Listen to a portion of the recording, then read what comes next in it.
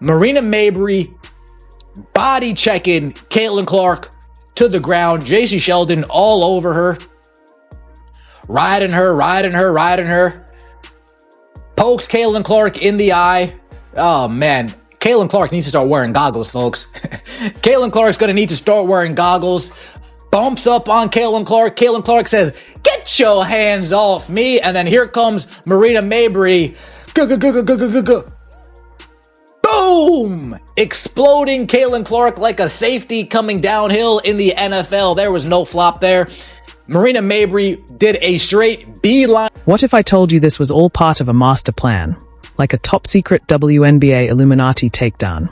Caitlin Clark's ankles never stood a chance once Marina Mabrey initiated launch. 1 second, Clark's dribbling. The next, boom, she's in free fall. Gravity turned all the way up in 4K slow motion. Was it a foul? Sabotage? Or was Marina just out here turning hardwood into her personal park hour course? Either way, Clark hit the court like a dropped iPhone. And trust me, you're gonna want to watch that replay, and maybe check the blueprints for the conspiracy. And claw someone in the eye! Eject her! Eject both of them! Eject both of them! So there's nothing there, Nothing there. JC Sheldon claws her in the eye.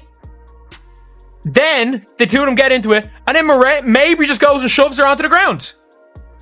Eject both of them! Eject both of them! What do you get when you mix a WNBA star with the gravitational force of unchecked pettiness? You get Marina Mabrey hurtling at Caitlin Clark like it's WrestleMania, not a basketball game. This wasn't a box out. It wasn't even a screen. It was a full-blown, highlight reel shove that would have earned a standing ovation in the NFL. And the refs? Oh, they were busy lacing up their shoes and Googling what aisle at Target sells a backbone. But no shit won't be no shit! Shout out to the Indiana Fever. I'm feeling good, folks.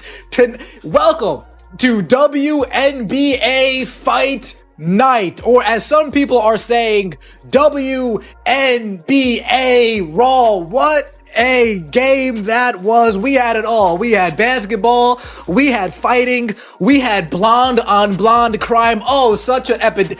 Because apparently, you can now body slam the most watched player in America and stroll away like you just dropped off a library book. No ejection, no serious foul, just a gentle finger wag and maybe a pat on the back for playing tough. Incredible. At this rate, next game might feature a podium ceremony.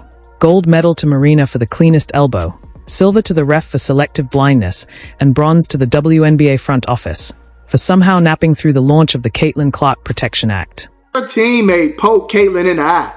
She poked her in the eye, but you want to come get mad when Caitlin's shoving her away? Come on, fam. What are you doing? Then you blindsiding Caitlin. That's crazy work. That's crazy. I'm surprised Marina Mabrey got away with that. I'm surprised she got away with that. I thought somebody was going to chin check her and talk to her. Let's break this chaos down, shall we?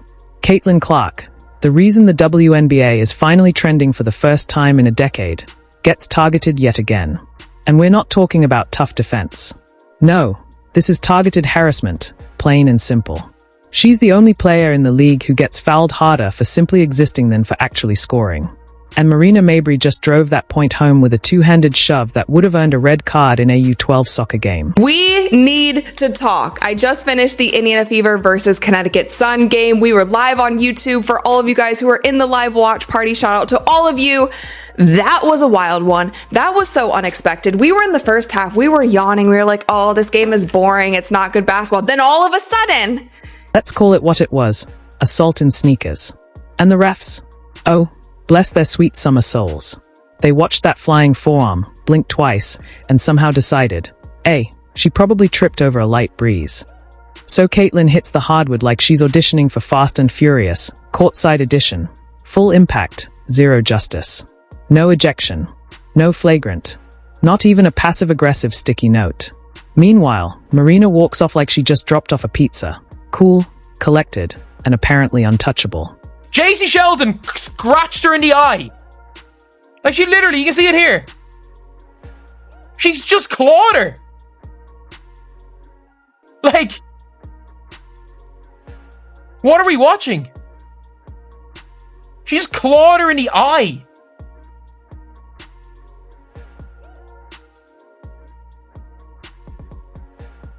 Like, how do you miss that as ref? Like, you cannot do anything other than eject somebody. Tell me why the league thinks this is okay.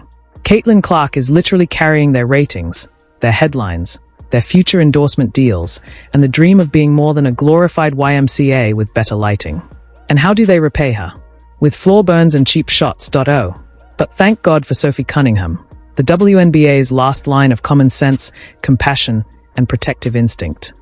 While everyone else acted like Caitlin personally insulted their entire bloodline, Sophie stepped up like the big sister we all wish we had.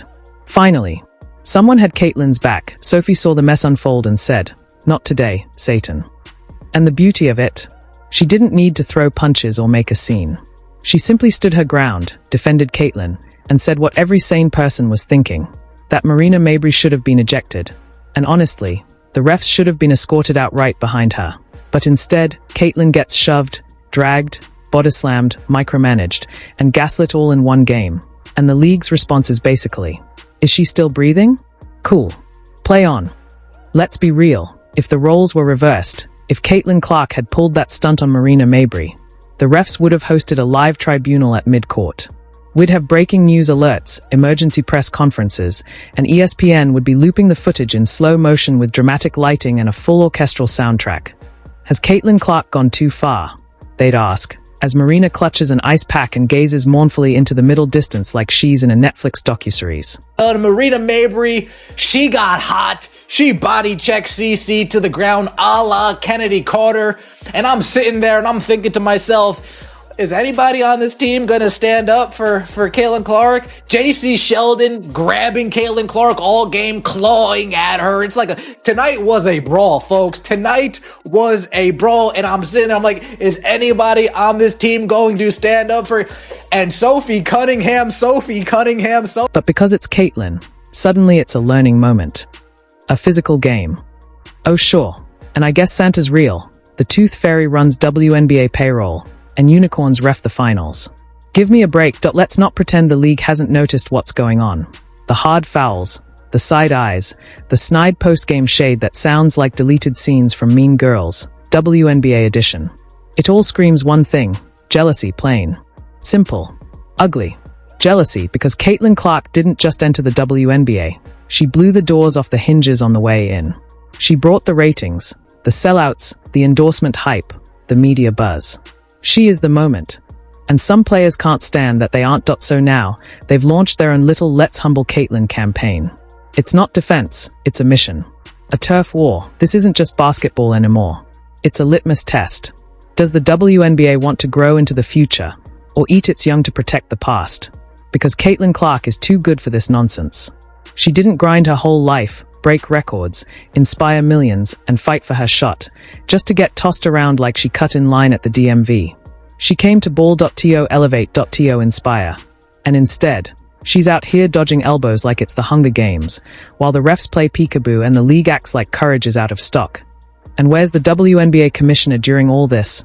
Probably busy drafting another "We stand for safety" tweet while Caitlin's getting body checked into a parallel universe, because apparently, letting your biggest star get mauled every other game is just part of the league's new growth strategy. And I'm here to tell you, F the WNBA, fix the fouls on CC, fix the ref.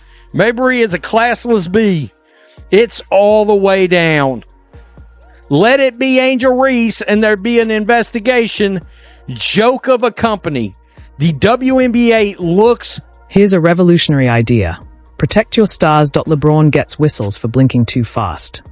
Tom Brady, you so much as breathed near him and it was 15 yards. But Caitlin Clark, she could get dropkicked mid-crossover and the refs would just shrug like, let him play. And let's not act like the officiating has only been off for Caitlin. No, this whole season has been a walking tutorial in how not to ref a professional league. Missed calls, bizarre decisions, and officials who seem like they bought their rulebooks off Craigslist. But with Caitlin, it's like they cranked the game up to expert mode. Suddenly, every hip check is incidental contact. Every shove, just being scrappy. Scrappy. She got launched into next week and we're calling it scrappy. That wasn't scrappy. That was a precision airstrike. At this point, Caitlin might as well pack her bags and head overseas, because at least in Europe, they'd recognize her greatness. They'd roll out the red carpet, drench her in endorsements, and maybe, just maybe, protect her from becoming a human crash test dummy. And don't come crying later when WNBA ratings nosedive faster than a meme coin in a market crash. Because let's be very clear, without Caitlin Clark, the league would still be in the shadows. She's not just playing the game, she's saving the brand. And what's she getting in return? Flying elbows, intentional fouls, and the iciest glares this side of Antarctica. And the media spin. She needs to toughen up. Oh, of course. Because getting slammed to the floor twice a night builds character. Right. Maybe next time Marina should hit her with a steel chair and we'll just call it emotional development.